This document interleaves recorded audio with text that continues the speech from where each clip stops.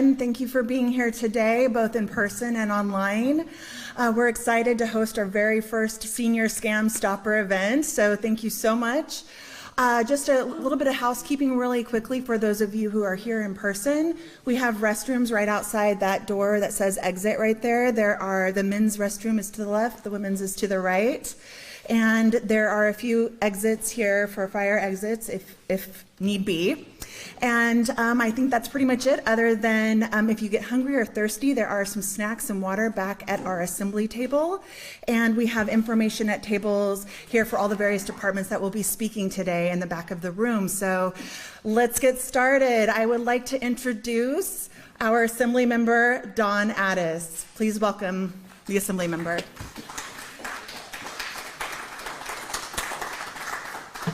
Good morning and welcome. It's wonderful to see a full house here. You're never sure how a first event is going to go, so it's wonderful to see the room so full. And I heard that many of you just heard about this morning on the KSBY News. I see heads nodding out there, so thank you to KSBY for helping us publicize this public event, this service that we are sharing with our community here in San Luis Obispo County and online. I want to also say a special thank you to the South County Regional Center for providing our physical location today. I know many of you are joining us online, but we've got a full house, just a handful of seats left. So if there's anyone out there that's watching that was wishing they were here in person, we have a tiny bit of room left for you. We want to say thank you as well to our panelists who I'll be introducing in a moment who came here in person. I will note that the Department of Insurance representative is here based in San Luis Obispo County, so we're very lucky to have a local representative, but also we have a few others that we'll talk to and you'll learn from today. Most importantly, I want to say thank you to each of you for being proactive in learning how to recognize scam and fraud and spreading the word to your friends and colleagues, loved ones, and people that you work with. As we were waiting to get started, I was talking to many people who are here in the audience today, some of whom have been scammed out of tens of thousands of dollars already and are working their way through the process. Some of whom said that they received dozens and dozens of scam calls for their Medicare, for their bank account, from dead relatives, from people that are no longer related to them. So we know that these kinds of scams are real and they're affecting people on the Central Coast every single day. And it's why we are here, because we deserve to live safely, we deserve to live securely, and we deserve to live without the fear of being targeted financially or emotionally. And I want to share that the top priority of our office is to deliver for you. It's critical to us that our office, that I make sure that people across the Central Coast and really across California are able to protect their incomes, their savings, their loved ones, their emotional well-being. And so while we continue to work on this and pass policy in Sacramento, we also want to share with you the real-life hands-on things that you can do, particularly in this age of technology and artificial intelligence and deep fakes. We know that scams are an urgent and constant problem. And as it becomes harder and harder to tell who and what is real, we have to become more and more astute at recognizing bad actors before we're taken advantage of. So I'm proud to bring our first ever Senior Scam Stoppers information session today. And we have outstanding panelists who are going to share their expert insights. Many of you have grabbed materials from them, but you'll also have time after their presentations to go back and talk to them directly. I also have my team here. You heard from our senior district representative, Jen Ford, who introduced me. We have our intern, Kate, at our back table there at our assembly table. So make sure you say hi to her before you leave. She's a political science student from Cal Poly who's taken her time today to join us. And then our district director, Andre Chmelik, will be with us as well. So now it is my honor to introduce our panelists, who I believe are going to come up here to the mic and share some information with you and then be back at their tables. We have Kira Hall, Outreach Coordinator for the State Contractor License Board, who is over to my left, who's going to talk about what to know before hiring a contractor, as well as common scam tactics and why seniors are targeted by scams. We have Sally Westlake, Targeted Outreach Specialist, straight in the back from the Department of Financial Protection and Innovation, otherwise known as DPFI, who will shine light on the types of scams there are, such as an imposter, as well as telephone and computer tech support scams. And then we have Andrea Valdez right in the back here, Outreach Analyst for the California Department of Insurance, who will share common insurance scams with us. So I want to say thank you to all of you for being here and welcome our panelists on up to share a little bit about what they do, what you should know, and then again we will have time at the end if you want to go around to the tables, collect more information, and to follow up with us at our assembly office or right downtown at Santa Rosa and Mill, or with any of the departments that are here today. So thank you so much and welcome.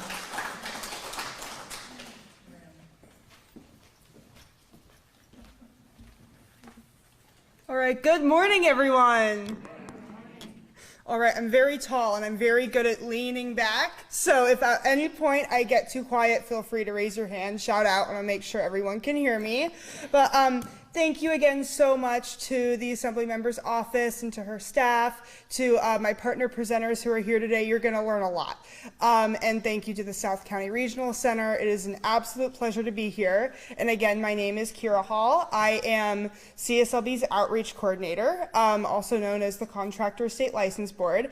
And I'm located in Sacramento. I travel statewide to do these presentations and partner with our legislative offices, nonprofits, etc. throughout the state. So it's a pleasure to get to explore the Central Coast, and I'm psyched to have clam chowder after this.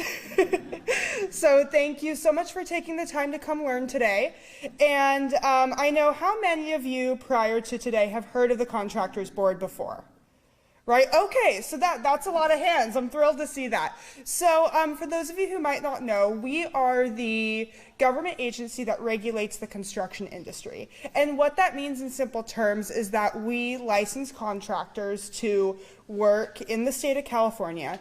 And by licensing, we're able to protect consumers who hire contractors. So we were originally established in 1929, believe it or not. So we've been around the block a bit with our dual purpose, being licensing the construction industry and providing consumer protection to those in California. So you're going to learn a lot today about avoiding construction fraud, what to know ahead, how to have confidence in hiring the right contractor. And I know that sounds like an incredibly exciting topic, right?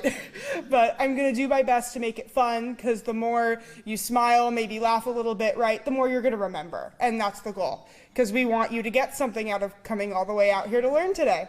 So again, this is our Senior Scam Stopper presentation. We've actually been doing this presentation since 1999. And believe it or not, I am older than the presentation. So we've been around the block a bit doing this. We partner, like I mentioned, statewide, and do this presentation this time of year particularly very often. I go all around. It's a pleasure to get to see so many faces in so many different places. So to get started, I want to give you a little bit of an overview real quick about what we are going to be discussing and what you're going to walk away with in terms of information today. So I am going to discuss why seniors are often targeted in construction scams and in scams in general. You're going to hear my partners discuss this as well. And I'm going to go over some scam tactics to be aware of, particular to construction scams, what you should know before hiring a contractor, what you should know. There are some examples of some types of certain construction jobs, types of these jobs, that can be very heavy in scams, things to look for. So I'm going to give a few examples later, and I am going to show you how to file a complaint and check a license. Hopefully you won't ever need the first one, but it's good to know if you need it, right? And I am going to go over resources as well. And pretty much everything I'm going to have in here for the most part will be available in brochures at my back table. So again, feel free to check with me after if you have any questions.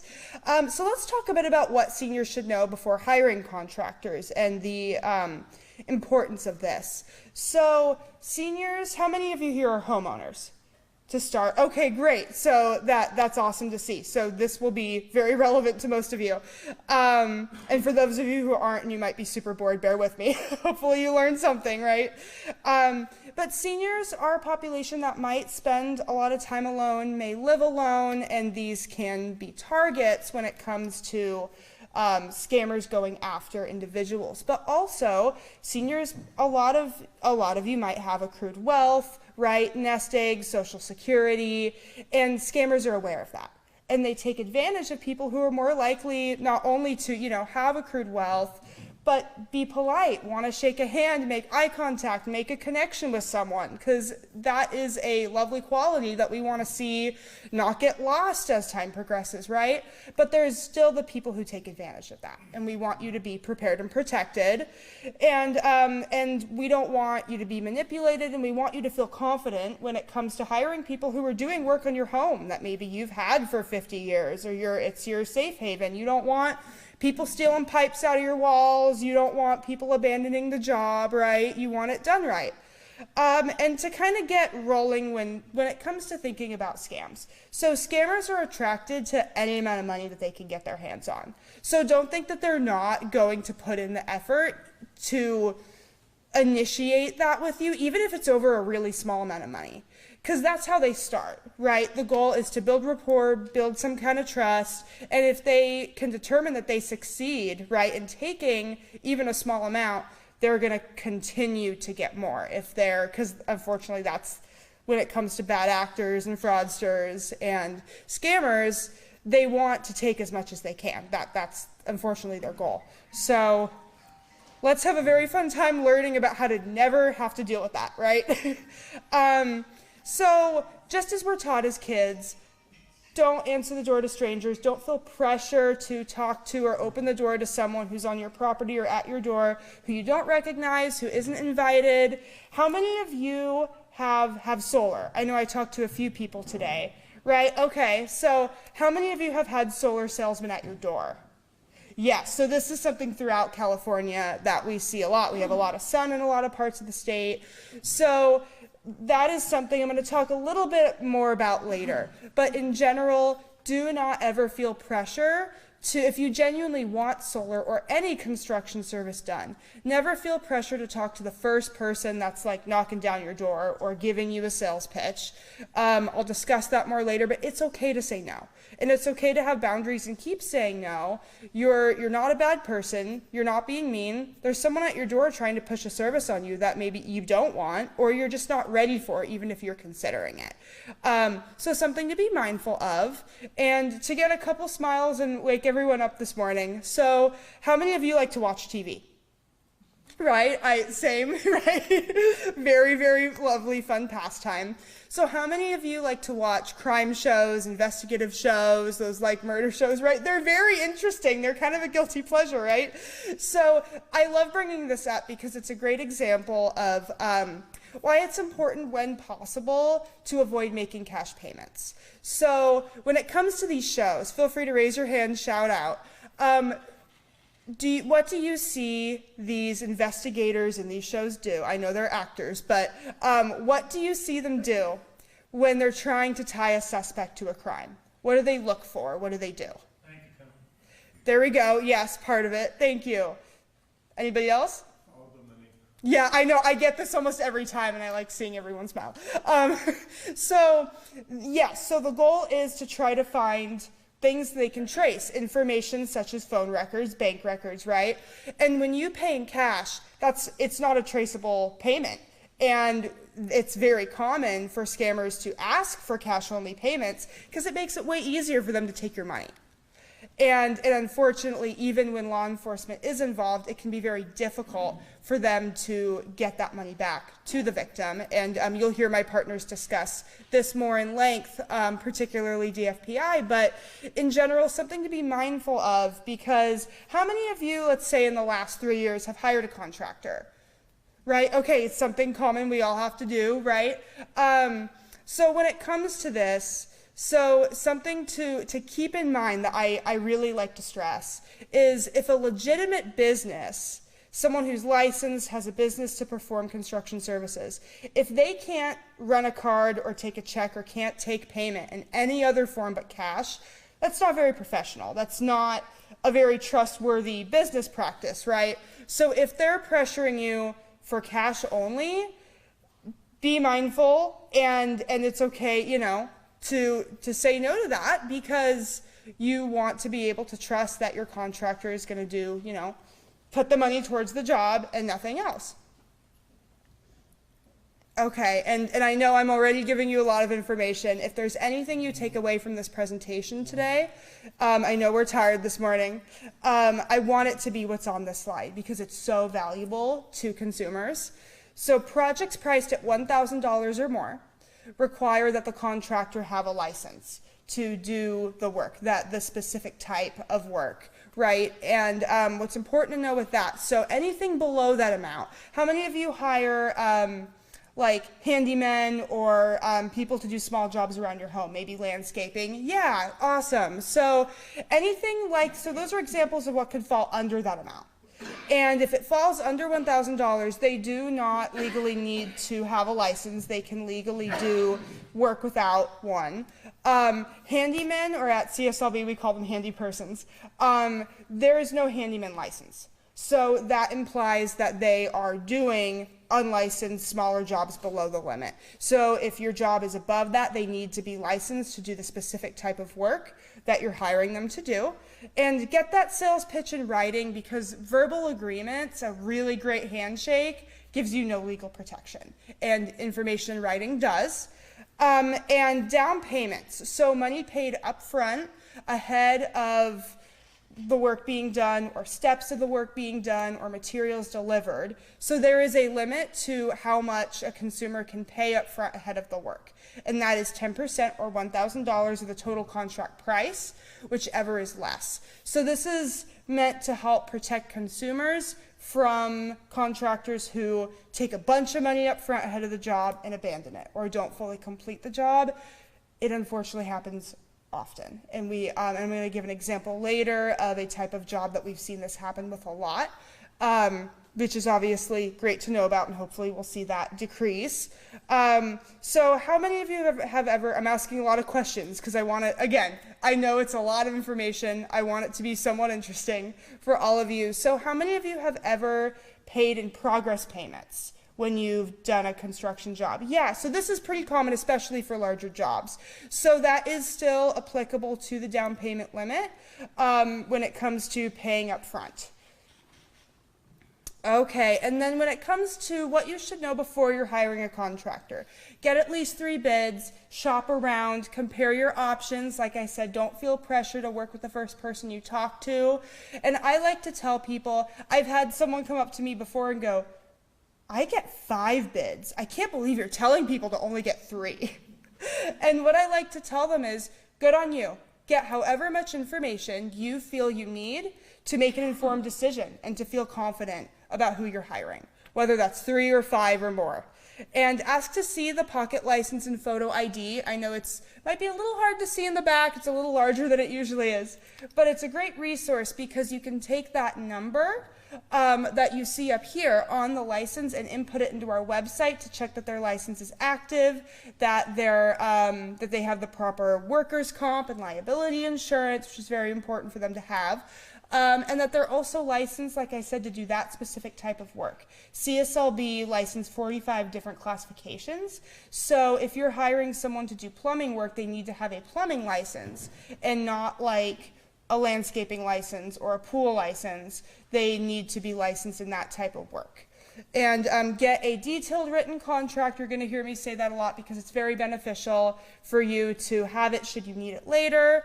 And don't let those payments get ahead of the work or pay for anything that's not up to your standards. So if you're being asked to pay more than what's been done, or you see everything happening on the right timeline, but it doesn't look the way you thought it did. Talk to your contractor before making additional payments.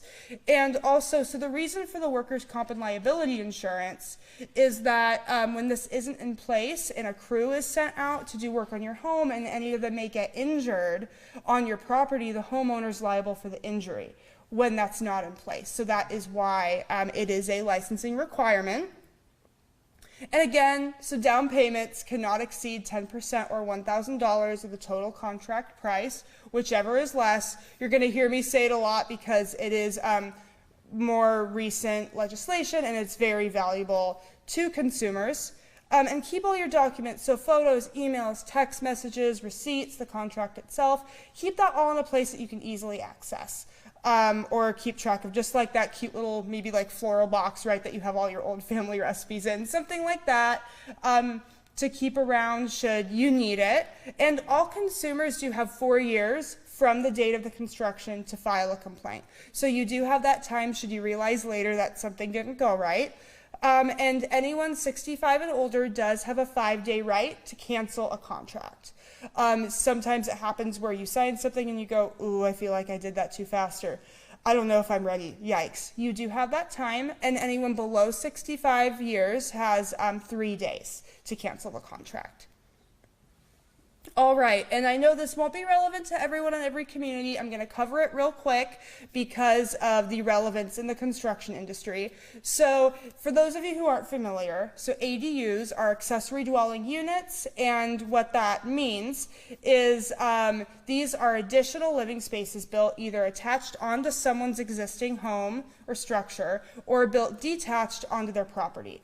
I bring this up in a senior presentation because a lot of people, a lot of seniors or family members are choosing to have these built to accommodate aging loved ones close to home, but still with some independence.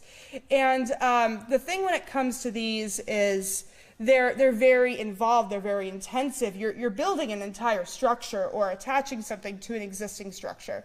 So they're very expensive, and we have seen a lot of contractors take a lot up front in terms of money and abandon the job or not complete it to its entirety. And we obviously don't want to see that continue. I have talked to multiple victims of these types of scams, and unfortunately a lot of them, specifically with ADUs, were seniors. So we want you to have confidence that when you're having these built, that it's going to get done right and be completed and be safe, and because that's what you want. And like I said, so additional payments should only be made for materials delivered or work completed, or the step of the work completed in terms of progress payments. And I believe as of last September, there was legislation to include ADUs as home improvement, meaning that they are still, even these really large jobs, are subject to that down payment limit. Anything that is considered home improvement is subject to the down payment limit. All right, and briefly I'm going to talk about solar. I know we discussed it a little bit earlier. We do have a QR code up here, and this is the solar page of our website that has way more information. I promise this QR code will not ask for your credit card information. It will take you where it says it's going to. But in general, review the contract and check the license first, just as you would with any type of job, and make sure that you understand the contract in your own terms, to the best of your ability. I know a lot of times those contracts are in tiny print. They're not always in understandable language. It can be very confusing. So if there's anything like the payment schedule or the timeline or any pertinent information in that contract that you don't understand, ask your contractor to clarify that with you first before you sign, because we've even had issues come up. We received a complaint several years back from an elderly woman in Southern California who actually was taken advantage of because she spoke multiple languages. And she was given a sales pitch in Spanish, and then she was given the physical contract to sign in English, and trusted it was all the same, signed the contract in English. It was not the same information. And CSLB was able to intervene and assist, but in general, we want you to not be taken advantage of in that way. And a lot of salesmen these days will give you an iPad to sign or an electronic tablet, so don't be afraid to ask for either an emailed, an emailed contract so you have time to review it, or a physical copy, don't feel pressure to just sign your life away before reviewing that contract. Okay, and if you have been scammed, if you do need to reach out to us, we are here to help. We have 2 complaint centers in California, one in Southern, one in Northern California, up at HQ where I'm from. And we do also have investigative centers statewide who investigate complaints and reports of scams. So this is a big part of what we do. We do make arrests. We even actually do stings for unlicensed contractors. So you can give us a call, you can file a complaint directly online. This is the front page of our website where you can access it here, as well as send us an email. And if you have any further questions about it, feel free to ask me at my table at the end. And real quick before I conclude, I'm going to show you how to check a license on our website. So here again, very exciting QR code, front page of our website. You're going to go to the license check where you can input a license number, a business name, a personnel name. You can also check with a home improvement sales number or their name. And what that means is that they have a separate license with CSLB specifically to sell the services and sign the contract on behalf of a company. So when that's the case, they themselves need to have their active home improvement salesperson license, and then the company they're representing also needs to be licensed. All right, and then this is what a profile will look like when you look it up. It will give you all this valuable information. It will go over what type of work they can do, that the license is active, or it should be, hopefully it is. It will go over the bond and workers' comp information, as well as it will actually show you if they've had prior violations or citations against them. As long as those investigations are closed, it will show up on there. All right, and then these are our senior resources. I have everything available at my back table as well. And if any of you might have a loved one or a friend who might not be able to attend one of these events physically, we do have a Senior Scam Stopper page on our website where there is a very fun and exciting video version of my presentation with me in front of a green screen, and it's the same presentation. So feel free to recommend it to anyone, or for you who even came today and want to refresh, it is there. So thank you so much. This is our final contact information. That includes our call center number, our CSLB general email, our outreach email that I run if you have additional questions about our outreach program or the presentation, and then our senior webpage. So thank you again. It has been an absolute pleasure, and I'm going to turn it over to Andrea. Thank you so much.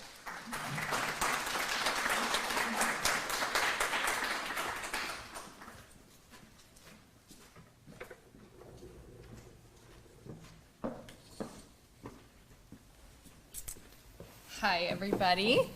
I'm so excited to be, I'm so excited to be back.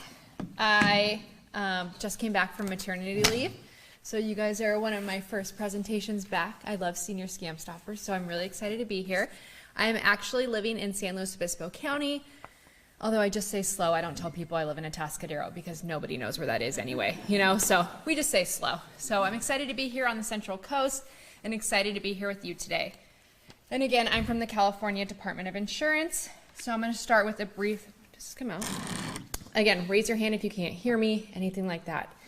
So I'm going to start with a brief overview of the Department of Insurance, discuss common insurance scams, and then close with resources available to you from the department.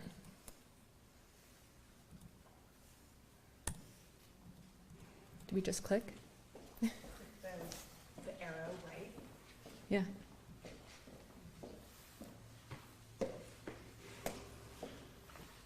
Oh, that one. I was doing that one.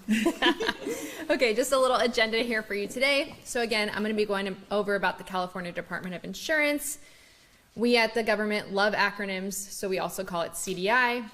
What seniors need to know, common insurance scams and warning signs, how to avoid becoming a victim, insurance fraud resources and contacts, senior resources, and most importantly, how to contact our department. So a little bit about California Department of Insurance. You either know us really well or you have no idea who we are. So we protect consumers from fraud and abuse. We regulate most lines of insurance and maintain insurer solvency. We set standards for agents and broker licensing. We perform market conduct reviews of insurance companies, and we resolve consumer insurance complaints. All of CDI's functions, including, over-reviewing insurer solvency, licensing agents and brokers, we're here to protect consumers. That's the most important thing. So what seniors need to know. So basically, reports indicate seniors are the largest population targeted for scams. But why are seniors the biggest targets? And that's because people believe that seniors have money accumulated in their homes, life insurance, and retirement savings. And someone always wants to steal a piece of that. So good news, we do have a lot of protection out here for you. So I'm going to go ahead and get into that. So just some common insurance scams. So we do have Medicare fraud. We have premium theft insurance policies, and we have homeowners insurance repair and fraud. So one of the pamphlets that I do have in the back that I do want everybody to take a look at is not getting scammed after disaster. Obviously, we've had some of the most devastating wildfires in California this year, and that was a big thing after the wildfires was scams. Contractors will come to your home, let me fix it really fast. If you just pay me a small amount of money, I can get this fixed for you. In reality, you want to contact your insurance after a disaster happens. And just going over a little about insurance too, you definitely want to do a home inventory guide. So I know we asked the question earlier here, who is a homeowner? So has everybody done a home inventory guide where you go through your home, video it, anything like that?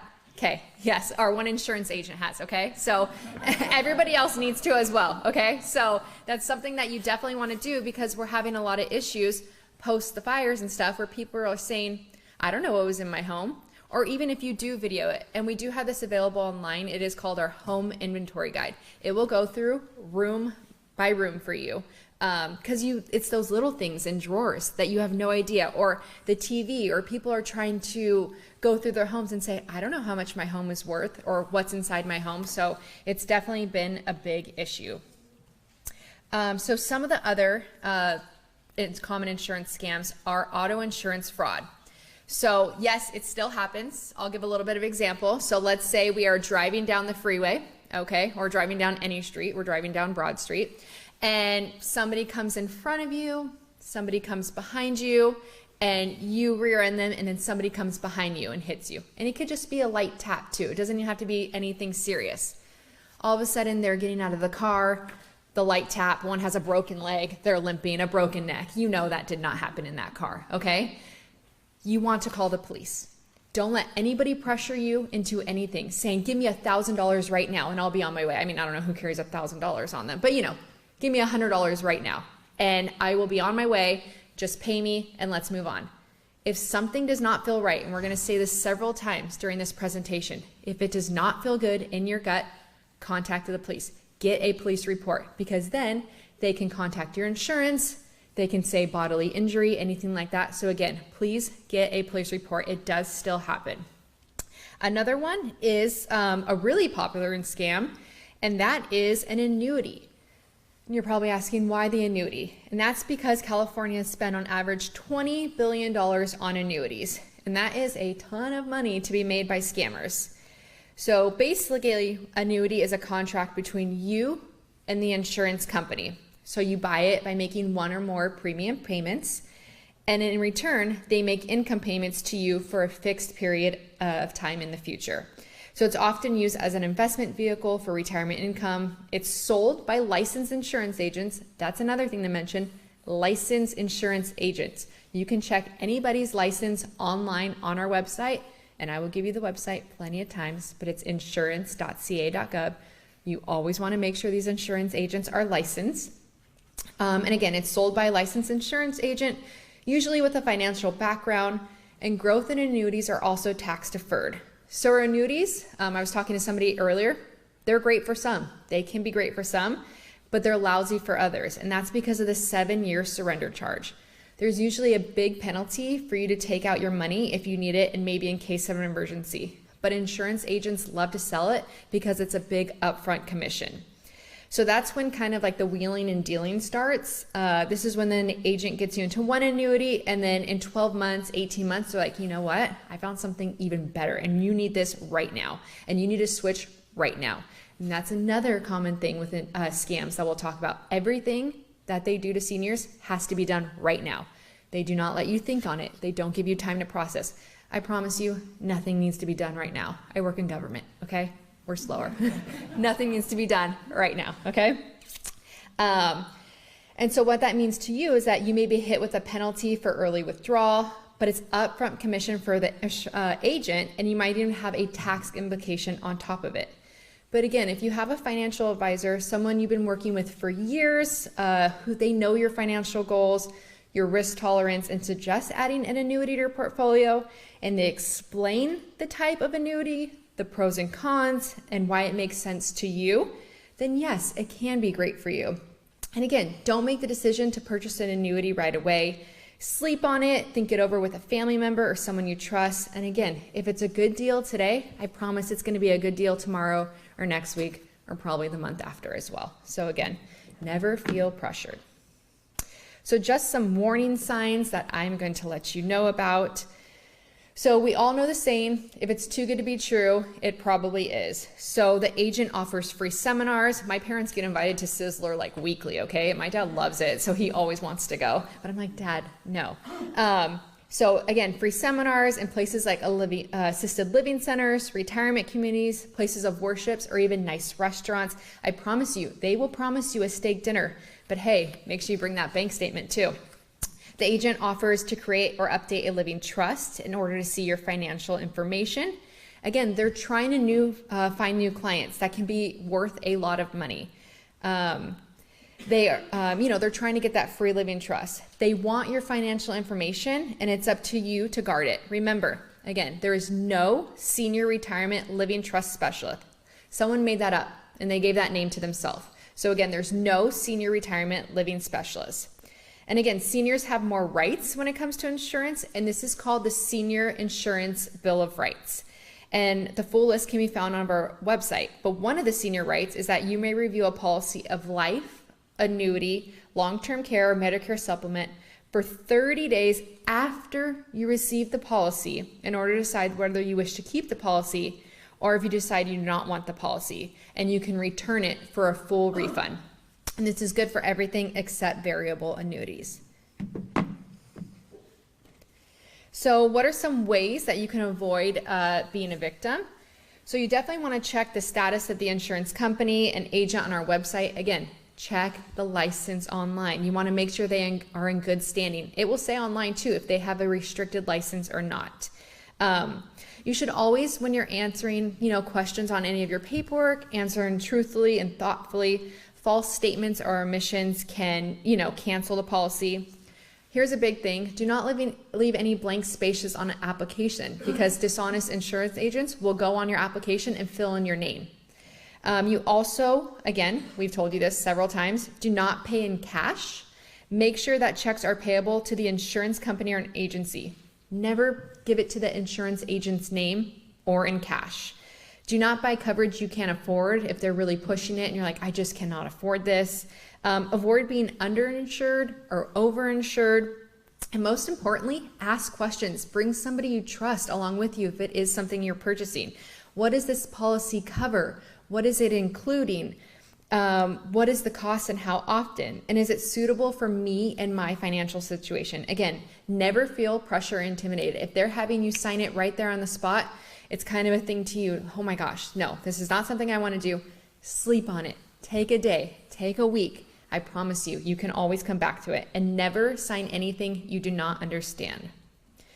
We do have some resources, but one thing I do want to say about protecting yourself, seniors are nice, and everybody knows this. So don't engage. Don't be polite. Be stingy with your personal information. Change your passwords. Don't answer the phone. No one's calling you, okay? I work in government. I'm not calling you, okay? I avoid the phone. So no one's going to call you and say, hey, this is Department of Insurance. You owe us your AAA money right now. That is not going to happen, okay? Always call them back if you need to double check things. And again, please report fraud. If you suspect fraud, call someone, report it. We don't know what's going on if you don't report it. I know I hear a lot of people when I go out to these seminars, they're like, I was scammed, in like a stage accident or anything like that. And they're ashamed. They don't want to talk about it. please contact us. We don't know if it's happening if you're not telling us about it. And that way we can learn more about these current insurance scams. So these are just some resources. So again, this is our number here, the Department of Insurance, and that number is that 1-800-927-4357. And our website is insurance.ca.gov. And we have all the materials online here that you can look about, that home inventory that I talked about. You can do a request for assistance, any complaint like that. We do have our Senior Medicare Patrol, the AARP Fraud Watch Hotline Network, and the Coalition Against Insurance Fraud. And again, if I were to take anything from today, I would be picking up not getting scammed after a disaster. I know you guys don't want to see this one, but driving for seniors when it's maybe time to put away the keys, you know, I know we don't want to. And then we also have informing seniors. So everything that I've talked about today, the various number, and then the big one is life insurance and annuities. So this will go over all that I talked about and avoiding those scams. And again, if you have questions about your current insurance policy, a new policy, if you've been denied coverage, claim, or canceled, or you want to report fraud, contact us. We will review your policy with you as well. I swear we are here to help. This is our full senior information guides. And again, we have a senior gateway program as well. Yes, please use the QR code. And that will take you to our senior gateway program. And that has everything that I've talked about here. And then again, contact us. We are always here to help. Monday through Friday, 8 to 5, somebody will answer your question. And again, if you need a request for assistance, anything insurance related, if again, you were canceled, anything like that. I know we have a lot of insurance issues that are just outside senior scams. You can do requests for assistance. You'll be assigned a compliance officer. Again, we're here to help you. Thank you so much. And now I'm going to be introducing my colleague, Sally. Welcome back.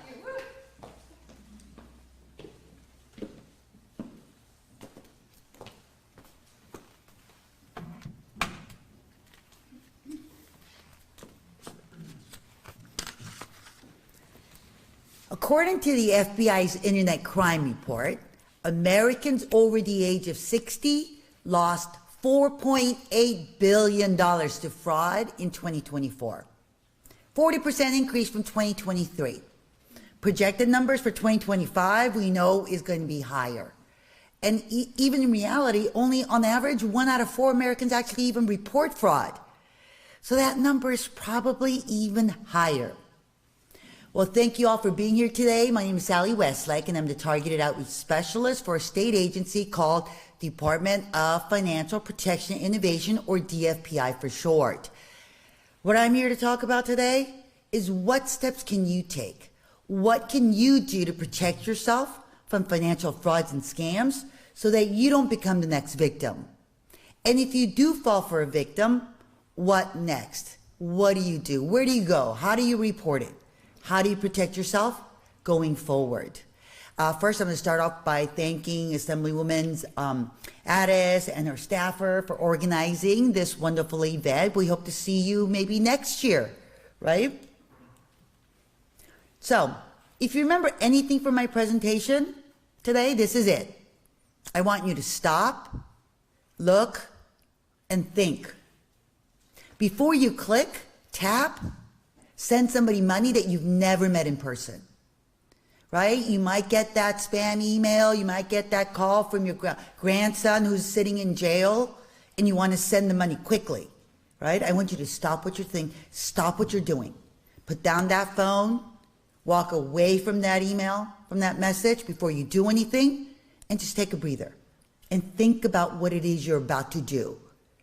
Because more often than not, you could be, it could be a scammer, and you're just not thinking about it, right? So stop, look, and think before you send somebody money that you've never met in person. Before I move forward, I want to go ahead and let you know, this is my little disclaimer that I have to say. My presentation and the views expressed in my presentation is that of my own and does not represent DFPI. If you'd like to get more information about our agency, please visit our website for a full list of resources available. So this is who we are. The Department of Financial Protection and Innovation. A state agency. We used to be called Department of Business Oversight. So we've been around. We're a consumer protection agency, and we are actually California's financial regulator. We regulate, license, and oversee financial institutions, financial products, and financial professionals. We conduct exams to ensure state and federal compliance. We pursue legal actions, and we investigate consumer complaints. And those complaints have to come from you, that you have an issue with either one of our licensees, or you think you've fallen victim to a fraud or scam. Another thing that we like to do is we educate our consumers. Our goal is to provide you with enough resources and education so that you can make the best financial decision that you need to make. So when I talk about some of our licensees, we regulate, license, and oversee, this is just a partial list. You can go on our website for a complete list.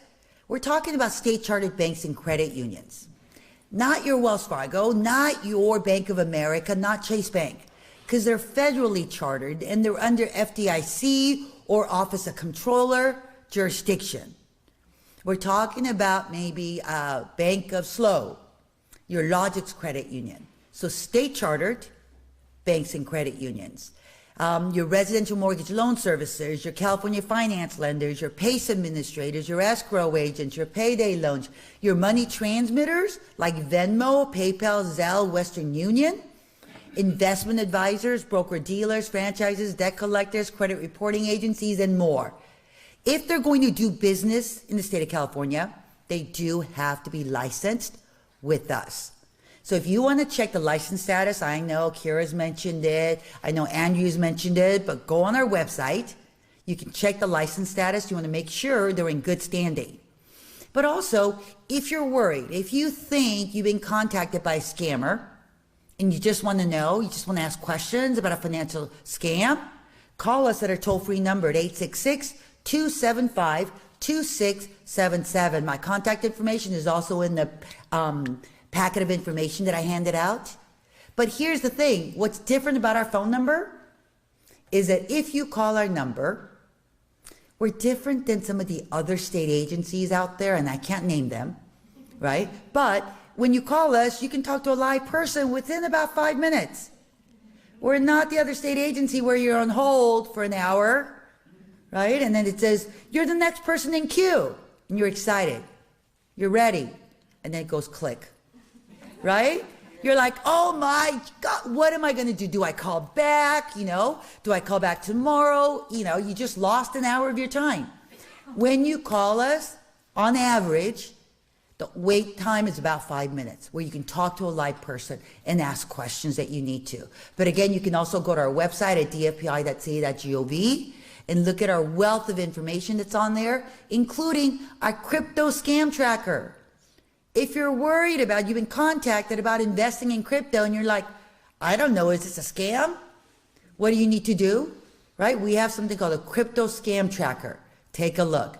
You might learn a lot. You might see that idea that somebody was pitching to you, somebody might have reported it as a scam already on our crypto scam tracker.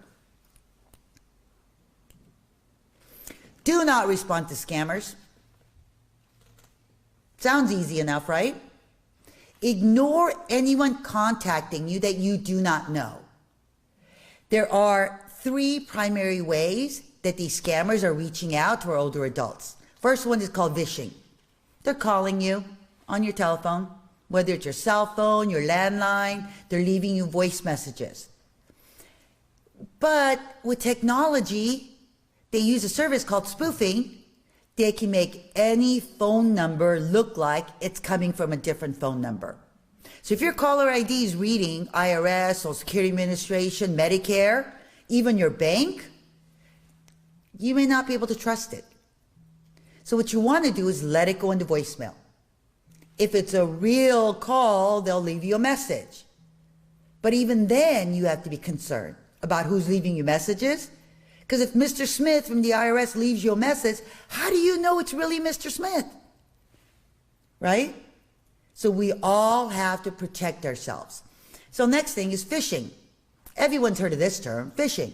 Been around for years, right? When they're sending you email messages. Remember the one where a lawyer representing the Nigerian prince wants to give you $30 million and you're like, yes. Okay, how do I collect? The only caveat is you've got to first pay some transfer fee of $30,000. Like, just deduct it from my 30 million. You can even deduct 100,000. I'm good, right? But they can't do that. But when you saw that email, it was grammatically incorrect. It was very poorly written. And you're like, really? This is an attorney? Right? Granted, he's from Nigeria, but still, it was so poorly written that you questioned it right away. Not anymore. Using artificial intelligence, technology, ChatGPT, you now will get phishing, spam, scam emails that look so good. I want to click on it. And we're talking about that email you might get from PayPal. The logo looks real. All the advertisement things you've seen, it looks like a real PayPal logo. It's at the top of the email message. Grammatically written correct, everything looks good. It just says, hey, Mr. Smith, did you make a $500 purchase on your PayPal account? If you have any questions, click here. If you have any questions, call us at this 1-800-SCAM number. And you're like, wait a minute, I don't even have a PayPal account, right? So you want to click on that link that says www.paypal.com. And it's highlighted in blue, makes it really easy to stand out. But guess what? Hover your mouse over it, and you'll see the real URL address that link is going to take you to. And it is not PayPal. It'll say something behind it like bit.ly.com.china.canada.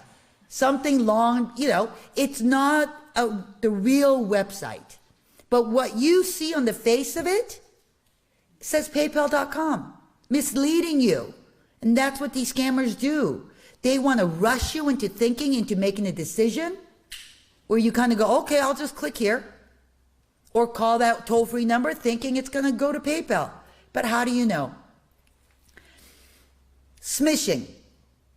Sounds funny. That's when you get the SMS text messages. Anybody get the toll road, right? Got to pay the fee, yes. We get it days in advance, 2-3 times a day, and it continues for a couple of weeks, and then it'll stop.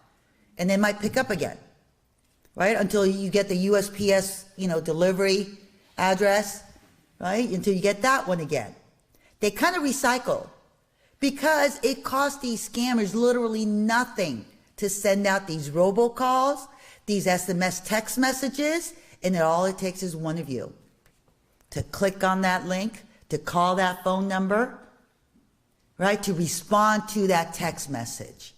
That's all it takes.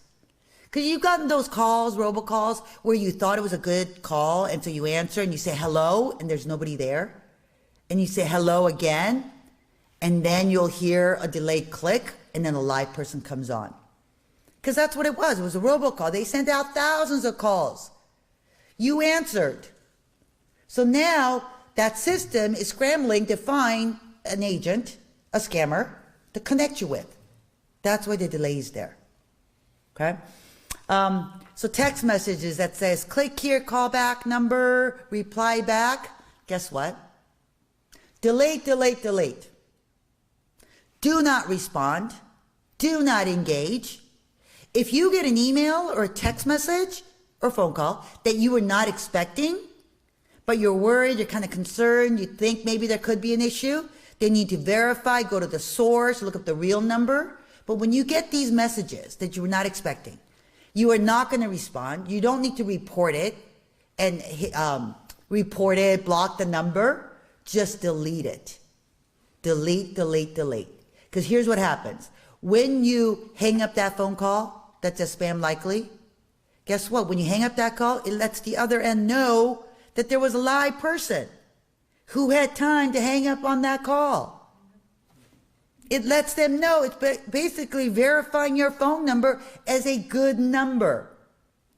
And that actually will create more calls to come through. Because then they can also sell your number as a verified good number.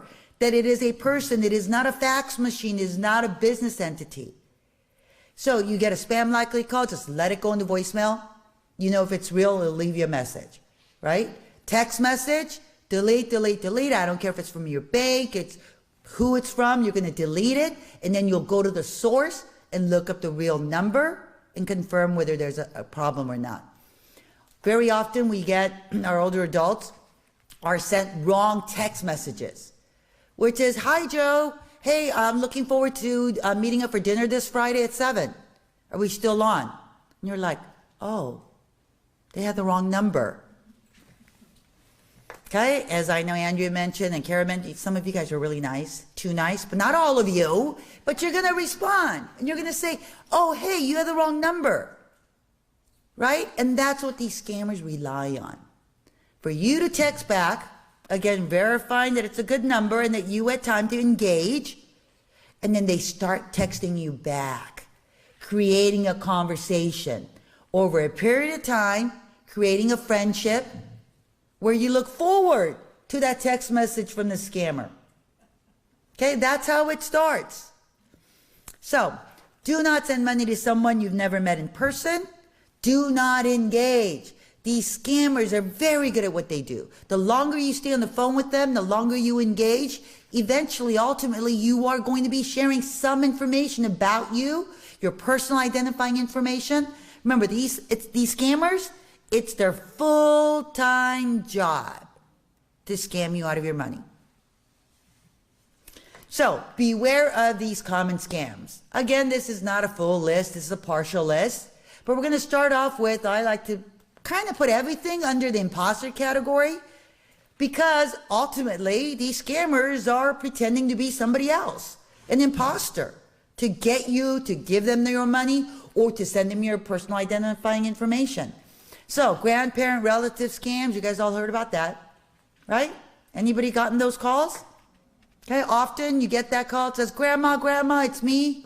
And you're like, Tommy, is that you? Your favorite grandson?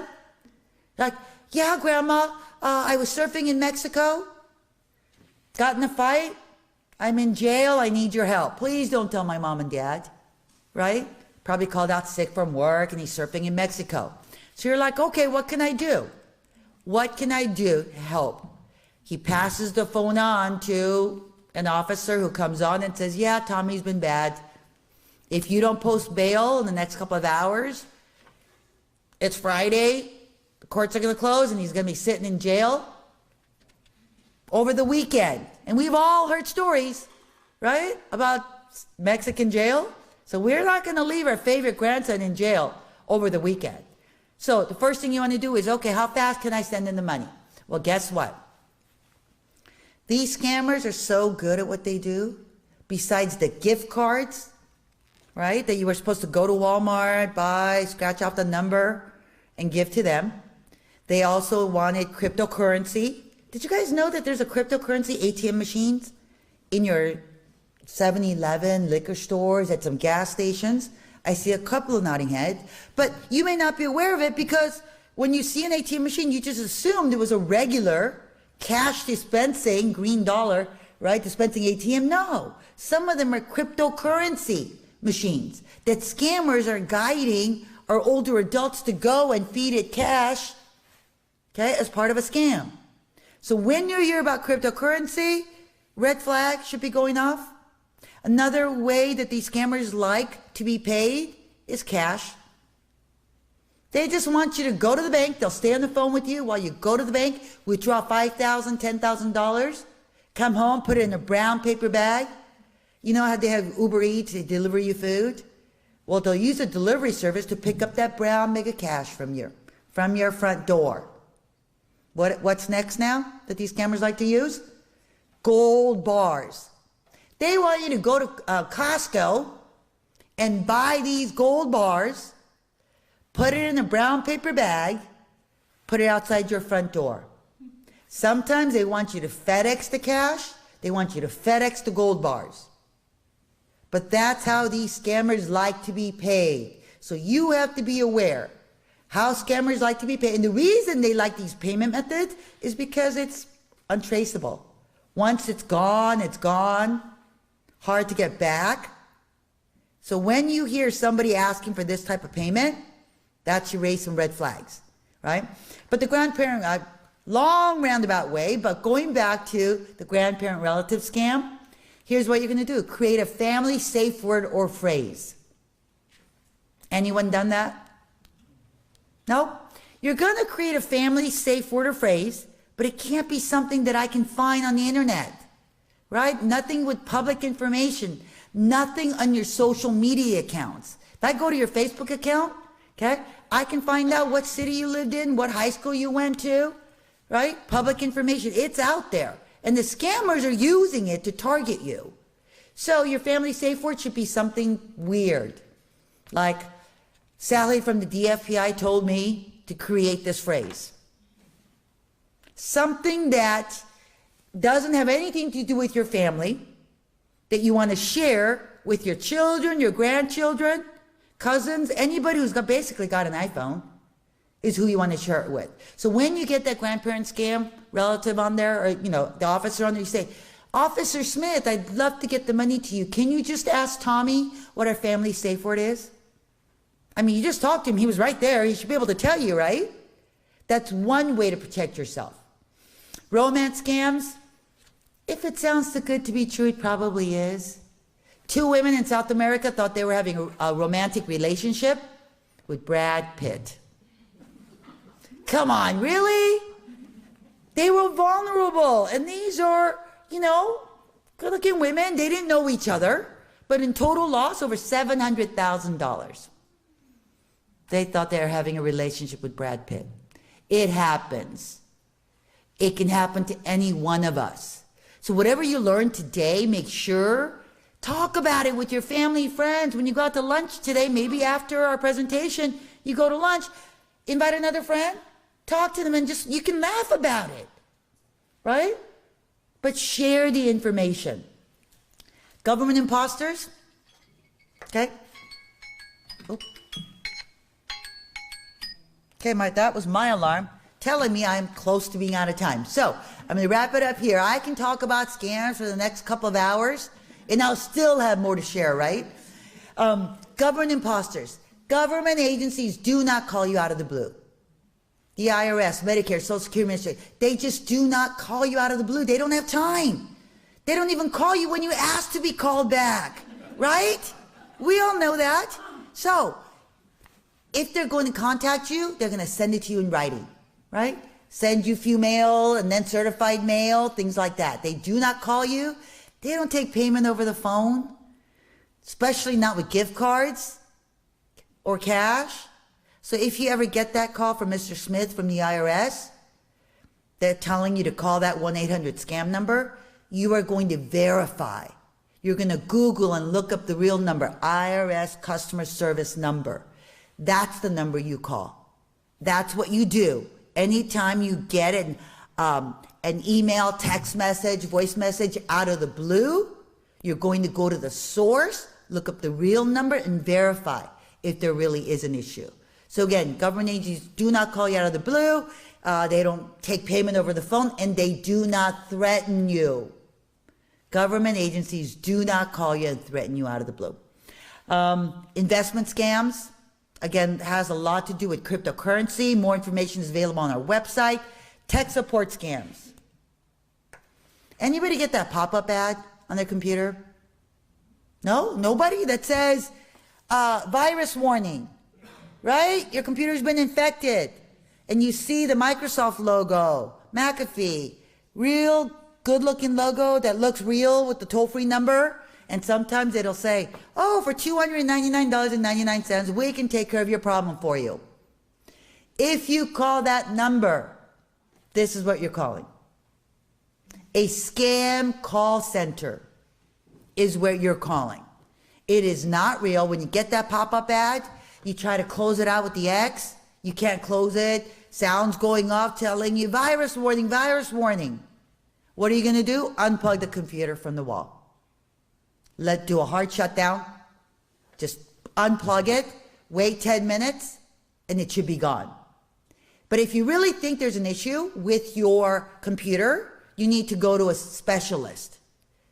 okay, IT specialist. Whether you go to Best Buy, okay, or to an IT specialist a friend referred you to see if there really is a problem with your computer.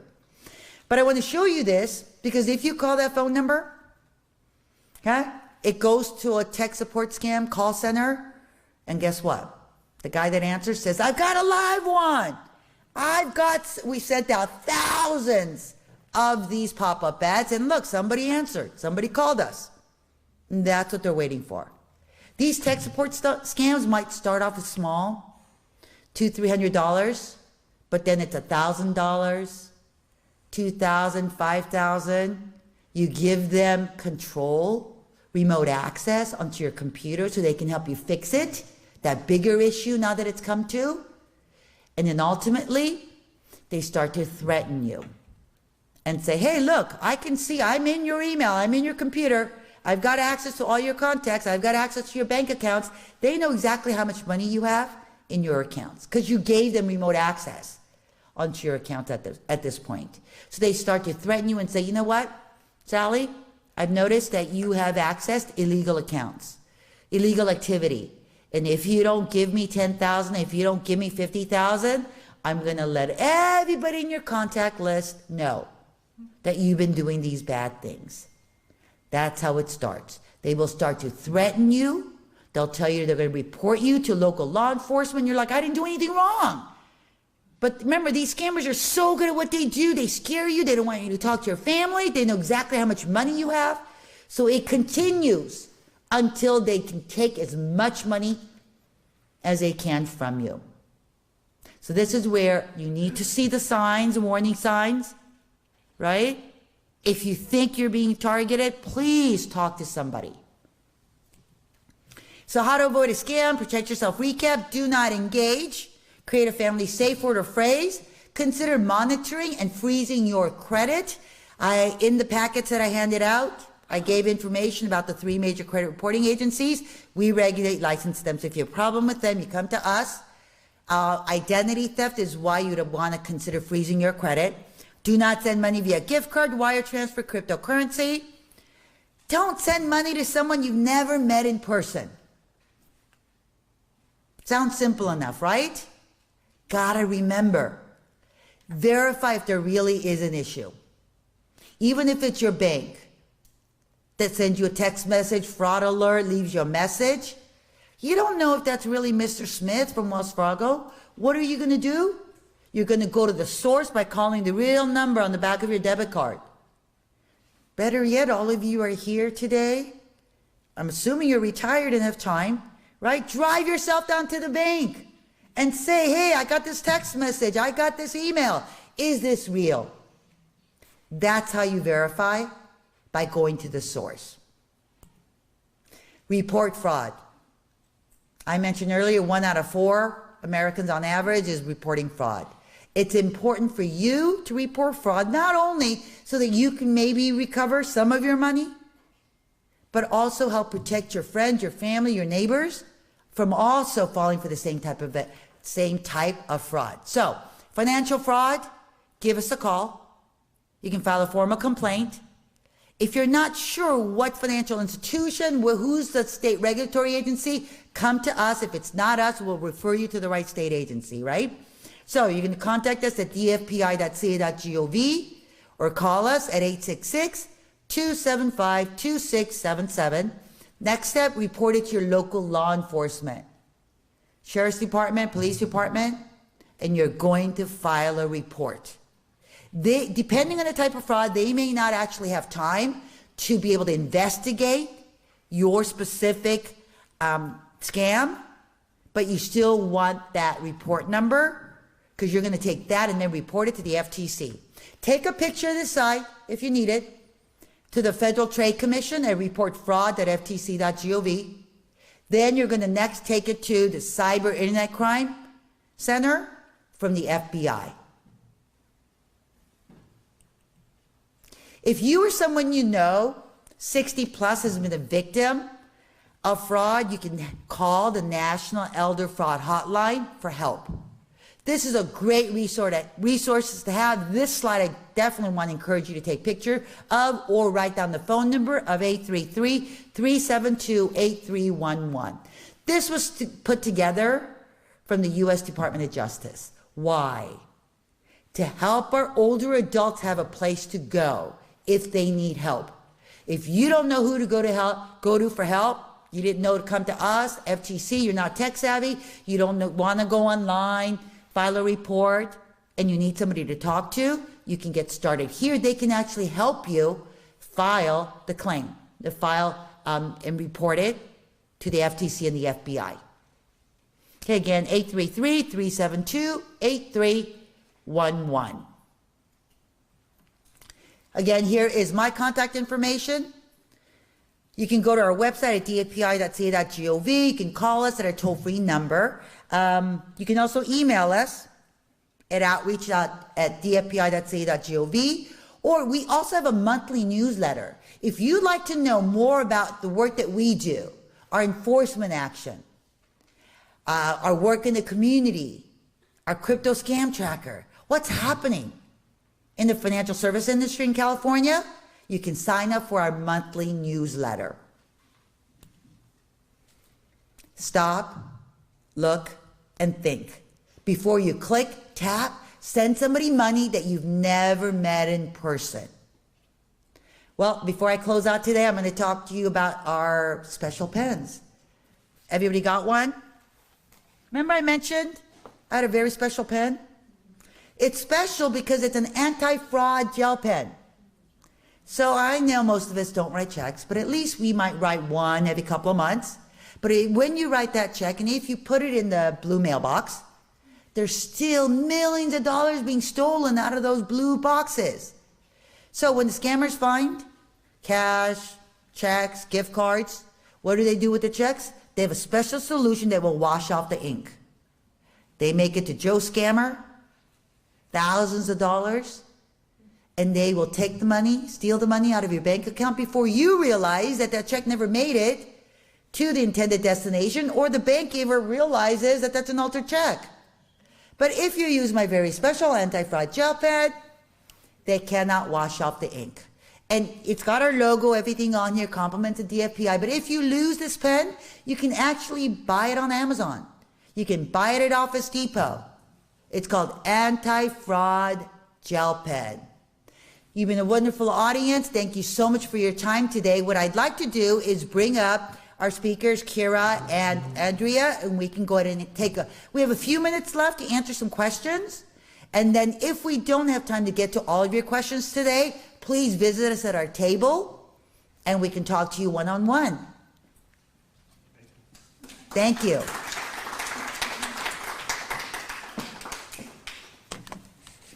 Okay, so we are going to just use this one mic. So go ahead and ask us your question, and then we will, if you know who you're directing it to, CSLB, DFPI, CDI, just let us know who your question is for, and then we'll go ahead and also repeat your question so that everyone in the audience becomes familiar with the question. Thank you. Any questions? Raise your hand. Yes. So if we have like a voicemail left and it's, I'm getting these repeated, we've been reviewing your loan and it's ready to go. And I have a tendency to not just to delete it, but I block it. Is blocking giving them an answer that I'm there, blocking the contact? So there are two different schools of thought on that, right? Because ultimately when you do block it, the other side gets notified that phone number was blocked, right? And who does that? Who can block it? Not a fax machine.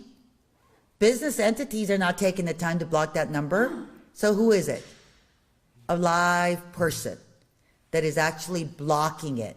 And all it does when you block it is they just use a different phone number. They just change it by one number and, But sometimes when you do that, your phone number actually is now verified and can be sold to other scammers on the marketing list that says these are verified phone numbers, right? And so you can potentially get more spam calls. Right. So we just say, let the call go through to voicemail. Don't hit the X, don't hit the red button, right? Let it go to voicemail, delete it from there, right? And just delete the phone number. Thank you. Similar to that, I get emails from spam or from places, and then there's always an unsubscribe button at the bottom. Oh, And when I do that, I get more emails okay. from them. Okay, so, sorry, I forgot to repeat your question, but, okay. Yes, so the next question is about emails that he did not sign up for, subscribe to, but he's getting these emails, and then at the bottom of it, it says unsubscribe.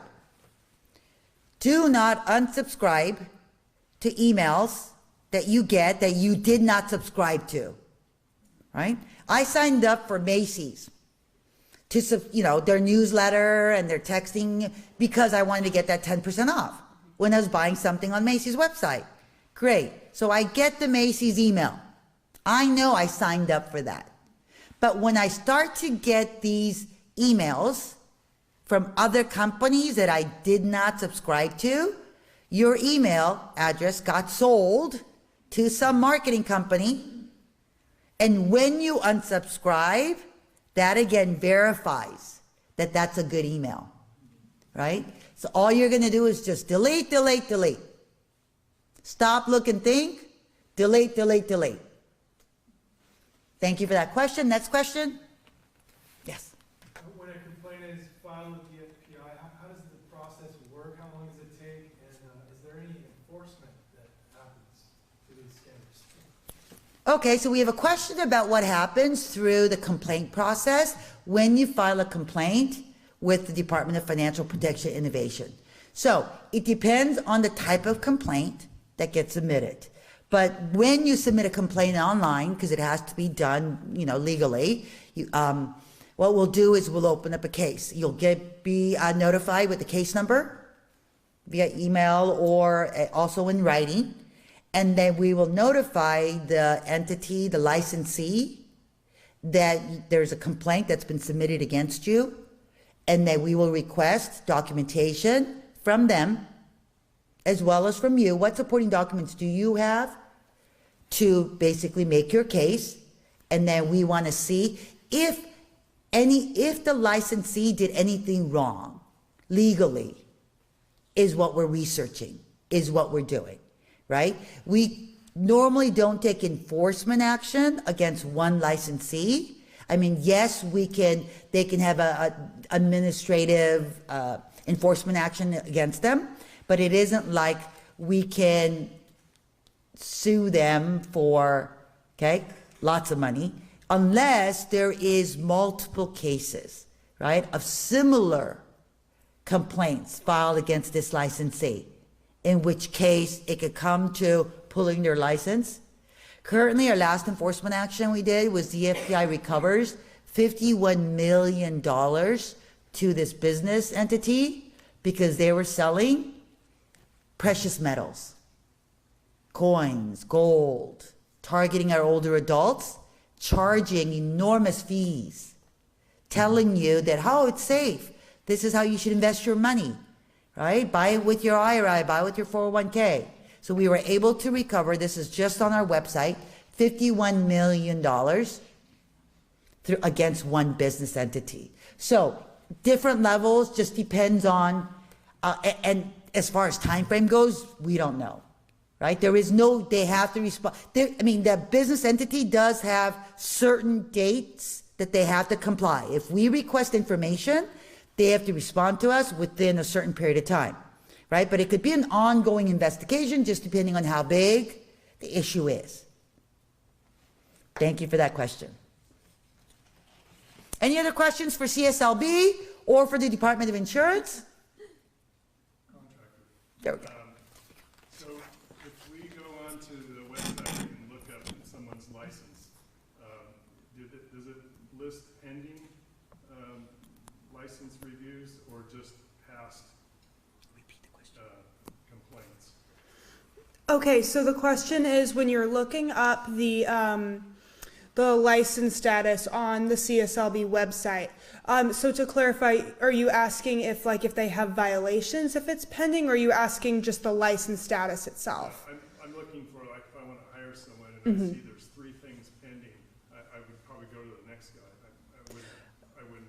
Understood. Yeah. So the question is if there's anything pending, either like the license status itself or like the workers' comp appears to be expired or anything relating to the status of the license. Am I correct? Yes. So in general, it's not if their license, if it's someone who like recently applied and hasn't gotten their full license yet, it's not going to be up there. If it lists inactive or expired, or I don't know if pending is an option on there, but yes, I would obviously recommend if there's anything incomplete on the profile, I would not hire them because that could imply that there's things in limbo or possibly an issue. You're welcome. All right, I think if maybe one more question time-wise, and then we'll move everything to our tables. Anything else? How do you stop these crazy phone calls? I could get maybe 5, 8 a day. Maybe I don't get any. I never answer if I don't recognize the number. But how do I stop them? Okay, so I can go ahead and take that question. Well, the question is, how do I stop unwanted calls, spam likely calls, right? So, again, technology. Your cell phone carrier has certain ways that they can also kind of filter what phone calls are real and what spam likely, spam risk, telemarketer. I know I get that. It's on my home phone. Oh, we're talking about your home phone on your landline? Okay, so there is a service called No Mo Robocalls. And I see them shaking their heads. Now, you got to remember, we can do all we can do. Our legislatures can do as much as they can to stop these bad actors, these bad telemarketers from calling us at 6 o'clock in the morning and 10 o'clock at night when they know this is, they're only supposed to call within this period of time. But guess what?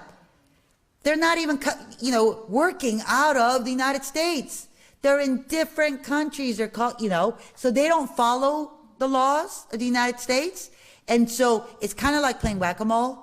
We kind of, stop these bad actors. 2 more pops up over here, right? So you can do the best that you can do, and that is your caller ID, talking to your cell phone carriers. And again, you can also, in my poster that I handed out, steps that you can do to also block your home phone as well. Your home phone and your cell phone, you can sign up for it. But again, nothing is 100% proof. I would like to tell you, I had this, and they were round-the-clock calls. I went to every agency. I signed up for everything. Long story short, I had to pull the plug on my landline at night and plug it back in the morning to stop it. It took 2 months, and now it's stopped. Fantastic example. Thank you for sharing that with us. And that's what it takes, right? Sometimes, unfortunately, that's where we're at. We can't answer our phone unless we know who's on the other end. We may have to unplug our phone so we can go to sleep at night. But guess what? It worked. After 2 months, the scammers realized, okay, she's not going to answer her phone, right? It's not worth calling at night. But again, you were getting those calls because at some point, some scammer out there sold your information saying this is a good number. That's what it takes. So again, thank you so much for joining us. I'm going to go ahead and bring Jen up here from Assemblywoman's office to close out our session today. Thank you.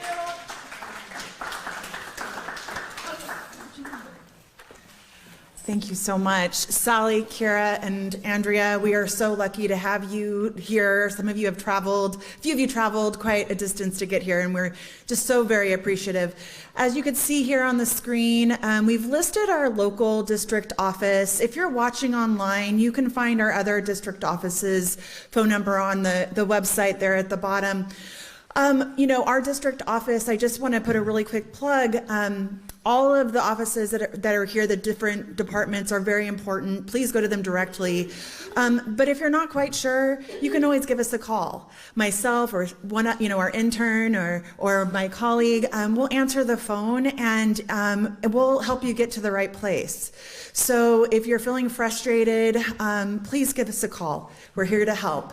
So once again, we're just very happy that you were all here. We hope everybody took something from this event. I know that I've already learned something. So please ask your questions if you still have any remaining ones over at the tables, and safe travels home. Thank you so much.